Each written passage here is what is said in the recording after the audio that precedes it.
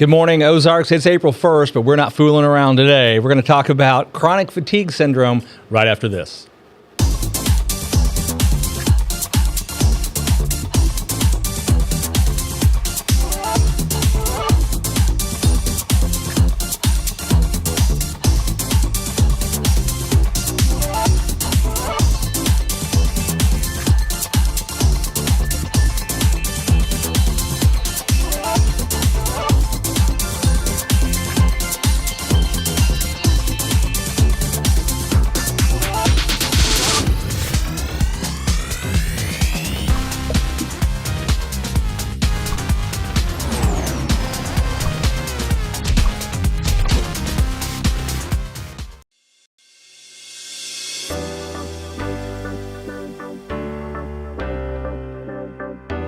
I want to be your disability rep.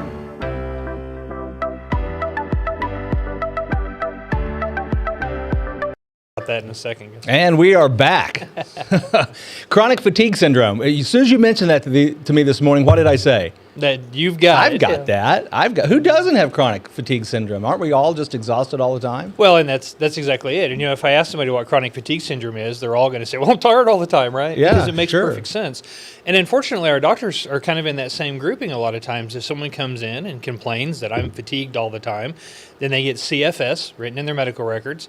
We have no idea what it means. And we talk about this all the time, right? That Sure. we don't know what things mean. And, I always think about disability like that really hard, hateful English teacher you had in high school who just took your papers and tore them apart, red ink everywhere, they bled like crazy because you didn't answer all the questions that you needed to answer. Mm-hmm. And the more persuasive the argument, Yeah. the better detailed, the more explanation there is.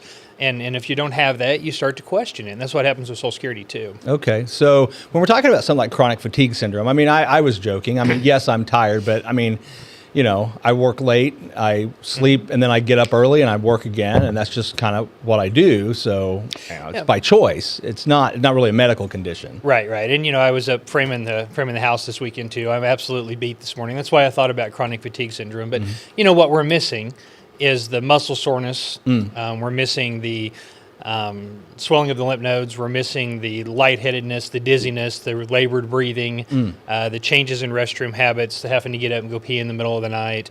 We're missing the pale coloring of our skin. We're missing a lot of these things that kind of round out the rest of chronic fatigue syndrome. I see. We just simply don't have those things. So is this a situation where people are coming in and complaining that they say they have chronic fatigue syndrome and it's getting written into their records, or is this something that's just sort of become a generic catch-all that doctors are maybe over-abusing the term? Yeah, I think it's the latter. And the more that I read medical records and the more that I do the Social Security work, the more convinced I am that a lot of our doctors are just simply lazy. And no offense to the doctors out there. No, I get it. Everyone knows there are people in their professions that do a good job, and there's people that honestly should be doing something different. Sure.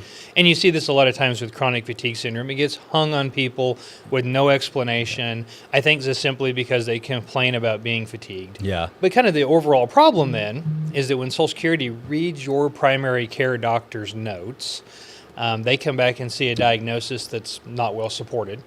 And then that's an opening for them to essentially question everything else your doctor says. Yeah, and then deny the outlet. Yeah, Katie bar the door. Yeah, no, we see that, lazy law. We talk about lazy law. I just practicing lazy law because you didn't do the research, you didn't write the brief, you didn't do the other things you're supposed to do. But I think that potentially, and I know maybe lawyers face this too, but I think doctors, they're kind of in a, I guess to give them a little bone here, they're in a tight spot. I've been dealing 8 weeks, 9 weeks with this shoulder, which is, by the way, mostly healed, and I can do some things I couldn't do. But, I just look at the way, my doctor, they clearly, the day he's working, he is running from room to room to room to room, from patient to patient to patient with a scribe behind him, just writing down everything he's saying. And so, and I think that's just they're under a pressure to produce because they're all working for corporate now, Sure. right? So I get it. And in my previous life, some of my duties was supervising folks that did billing type work, insurance billing, and trying to resolve workman's comp claims and that sort of stuff. And, as part of that, I went to a number of seminars, productions about all the things that doctors have to do in order for Medicare to pay them. Yeah. The documentation requirement is crazy for each patient. They spend more time on the documentation for Medicare to pay than they do with the patient. No, I don't doubt it. Yeah, which is unfortunate. But, somewhere corners get rounded. They have to for some professions to simply survive. Yeah, and unfortunately, sometimes that's at the expense of the client or the patient. Or the recording, right? Or the recording, yeah, Or the absolutely. recording, yep.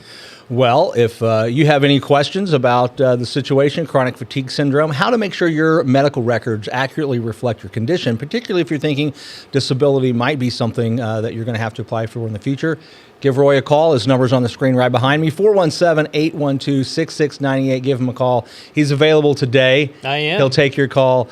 Scan the link, go to the website, and we'll see you next week. Sounds good. Take care, guys.